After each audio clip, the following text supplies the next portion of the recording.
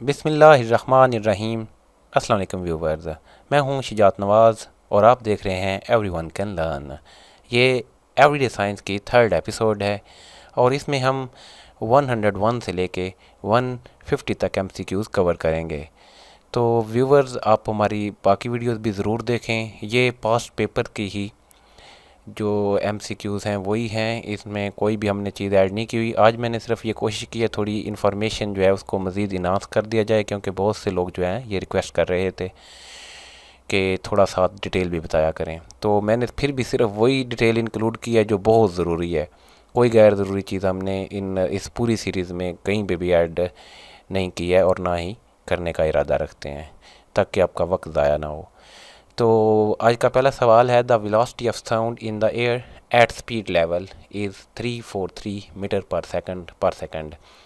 तो ये जो साउंड की स्पीड है हवा में सतह समंदर पर, सतह समंदर से मुराद ये होता है कि आप एल्टीट्यूड पे नहीं है, बल्कि जो समंदर की सतह होती है बिल्कुल आप उसी सतह पे हैं। इससे मुराद ये नहीं है कि आप सतह समंदर के करीब हो या समंदर आपके करीब हो। सतह समंदर से मुराद है कि समंदर की सतह पे जितना भी एरिया होता है, जैसे पाकिस्तान में कराची जो है वो सतह समंदर के बिल्कुल करीब है, तो उसका वो ज़ीरो के करीब आएगा क्योंकि उसका एल्टीट्यूड ना होने के बराबर है। जबकि जो इस्लामाबाद है वो तकरीबन 2000 फीट जो है ना वो सतह समंदर से बुलंद है। 102 क्वेश्चन जी। Acceleration caused by gravity of earth is 32 feet per second और 9.8 मीटर पर सेकंड। क्योंकि उसने फीट में पूछी हुई थी तो वो उसकी ग्रेविटी जो है ये है। तो आपको पता है कि ग्रेविटी की वजह से हर चीज़ जो है वो ज़मीन की तरफ ही गिरती है और ये न्यूटन ने डिस्कवर किया था। A rocket need the speed of 7 miles per second to escape from earth gravity, कि अगर वो अर्थ की ग्रेविटी से निकलना चाहता है तो कम अज़ कम वो 7 मील फ़ी सेकंड की रफ्तार से उसको मूव करना होगा। Sunlight is composed of 7 colour also known as VIBGYOR. अब आपने देखना है कि जो रेड है, रेड की जो वेवलेंथ है वो लॉन्गेस्ट वेवलेंथ है और वायलेट कलर की शॉर्टेस्ट वेवलेंथ है। अब ये विब की और क्या है, ये कलर्स हैं violet, indigo, blue, green, yellow, orange और रेड। तो अब आप बड़ी आसानी से विब की और देखें, ये कोई निमोनिक नहीं है, ये एक प्रॉपर वर्ड है और अक्सर यूज़ होता है। तो क्योंकि मैं आपको रट्टे की और इस तरह की आदतें नहीं डालना चाहता, तो विबगी और एक टर्म है जो यूज़ भी होती है और इससे आप बड़ी आसानी से जो है वो यूज़ कर सकते हैं जो आपकी जितनी भी इसमें वेवलेंथ के मतलब क्वेश्चन आते हैं जी। तो नेक्स्ट क्वेश्चन है, the rarest gas in the air is neon. देखें, नियॉन, क्रिप्टॉन एंड जीनॉन, इनको रेयर गैसेस या नोबल गैसेस कहा जाता है और इनकी हवा में मिकदार इंतहाई कम है। हवा में सिर्फ 0.0018% जो है वो नियॉन है। और अगर इन तीनों में से भी आगे बात की जाए तो जीनॉन जो है वो सबसे कम गैस है हवा में, और सबसे ज़्यादा कौन सी है ये आपने कमेंट सेक्शन में ज़रूर लिखना है। Minor objects in irregular shapes orbiting the sun are called asteroid. देखें, एस्टेरॉयड की एक पूरी बेल्ट है और इसको हमने इस टॉपिक को बड़ी तफसील से अपनी एक वीडियो में समझाया हुआ है सोलर सिस्टम में, आप वो वीडियो ज़रूर देखें।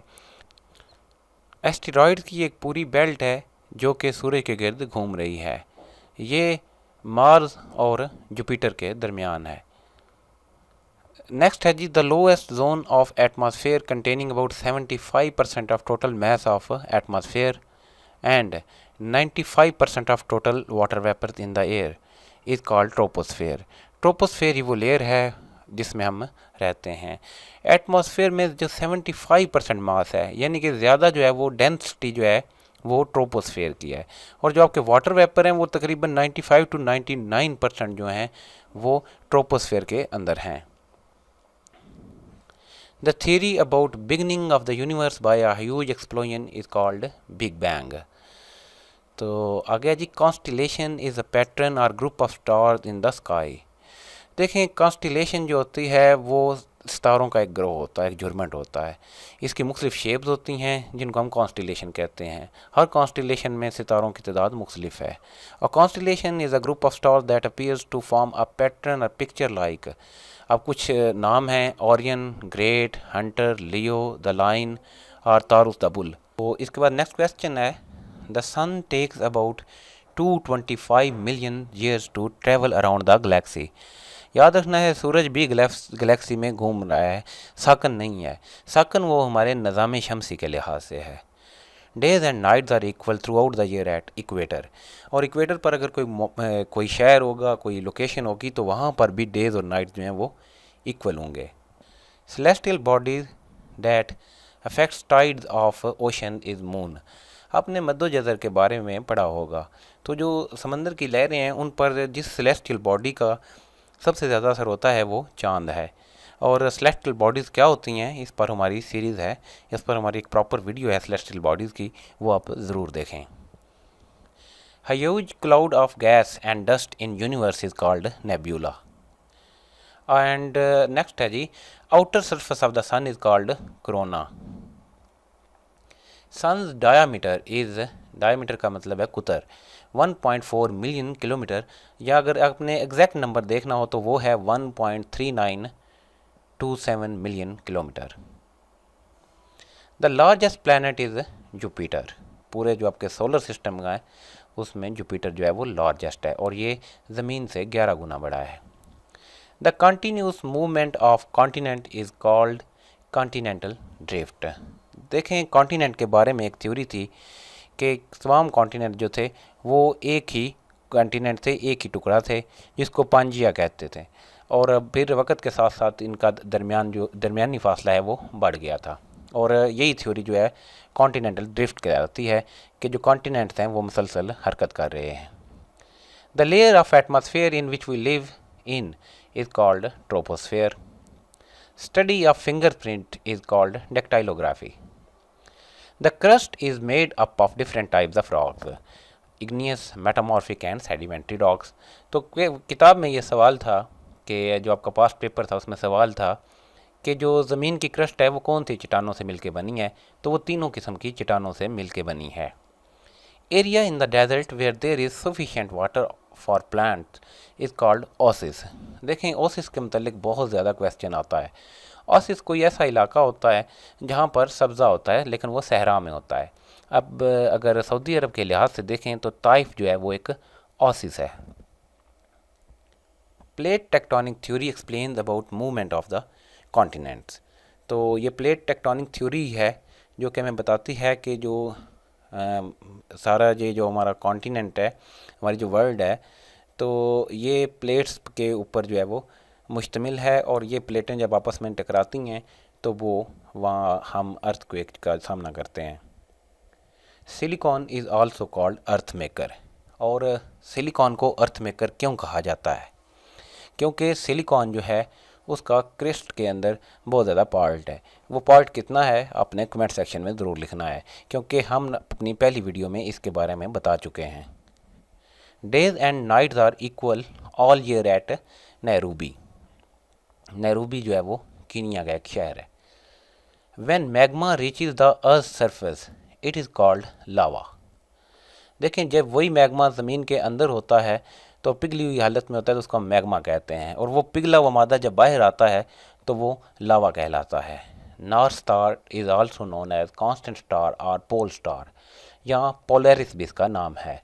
The reason Polaris is so important is because the axis of earth is pointed almost directly at it.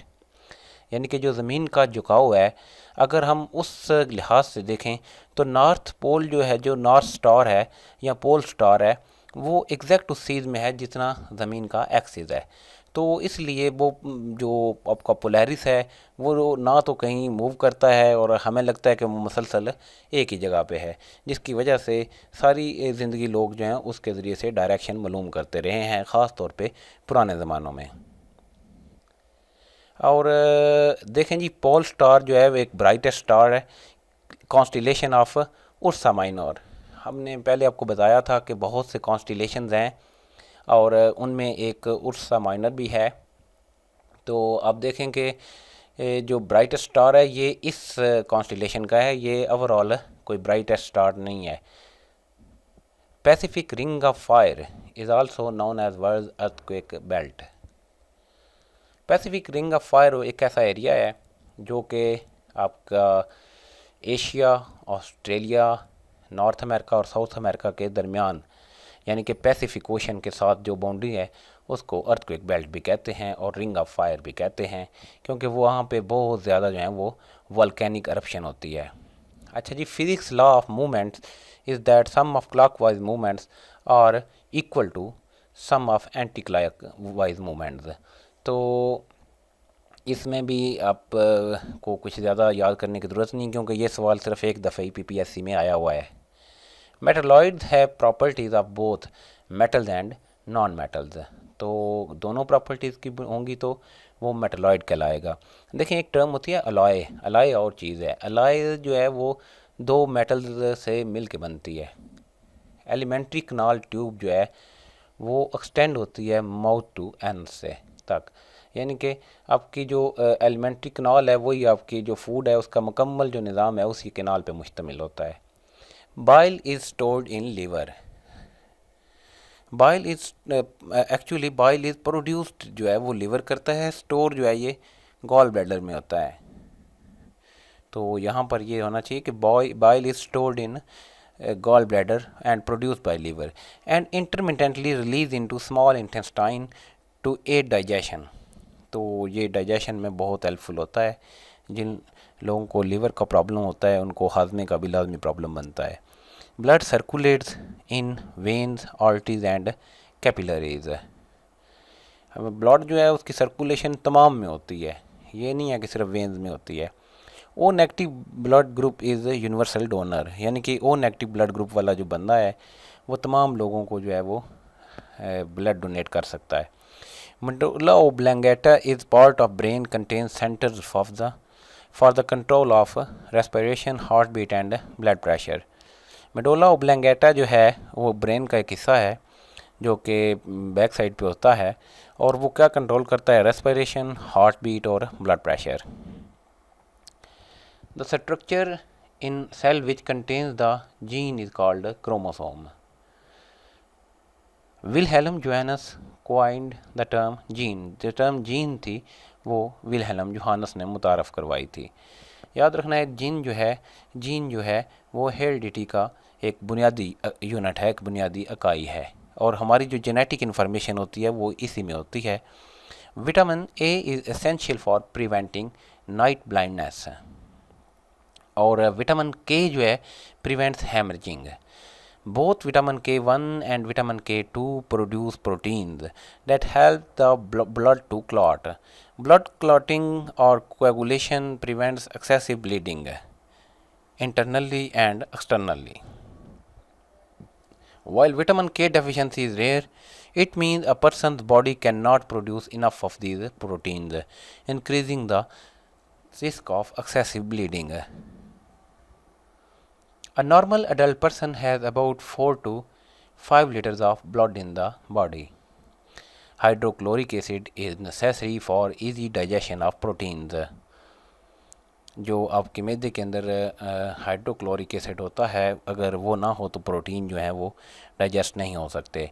Vitamin D is provided by sunlight to human body and HIV identified in 1983। HIV किस चीज़ का मुखफ़फ़ है आपने comment section में ज़रूर लिखना है। Last video में हमने आपको बताया था कि HIV क्या होता है। एस्थमा यानी कि दमा जो है डिजीज़ करती है कॉज डिफ़िकल्टी इन ब्रीथिंग को, यानी कि सांस लेने में प्रॉब्लम होती है। कलर ब्लाइंडनेस ज़्यादातर मर्दों में पाई जाती है और ये कलर ब्लाइंडनेस क्या होती है, इसमें रेड कलर और ग्रीन कलर का फ़र्क पता नहीं चलता है। Disease which travels itself from place to place is called pandemic. यहाँ पर इस सवाल में बहुत ज़्यादा लोगों के बहुत ज़्यादा शुबहात हैं। देखें, इंडेमिक वो बीमारी होती है जो एक ख़ास एरिया के साथ मंसूब होती है, कोई लोकल टाइप होती है। जैसे अफ्रीका में के बाद इलाके हैं जहाँ पर मलेरिया जो है वो बहुत ज़्यादा फैलता है। और जो एपिडेमिक होती है वो इंडेमिक से थोड़ी सी नेक्स्ट स्टेज होती है, जबकि पैंडेमिक जो होती है यूँ समझे कि वे पी से मुराद यहाँ पे पासपोर्ट है कि वो हर जगह पे घूमती है। जैसे रिसेंटली कोविड-19 जो है वो एक पैंडेमिक है। H5N1 is virus of influenza, virus का नाम है जी। First women to win Nobel prize was Marie Curie और उसको किस चीज़ में मिला था, फिज़िक्स में मिला था। Hydrometer is use to measure specific gravity of liquid. Hydrometer. The earth take about 23 hours 56 minutes 4 seconds to complete one rotation around its axis. And the last question is, when a gas turned into liquid, the process is called condensation. तो viewers इंशाल्लाह ताला बहुत जल्द मिलेंगे हम अपनी next video में, तब के लिए इजाज़त, अल्लाह हाफिज़।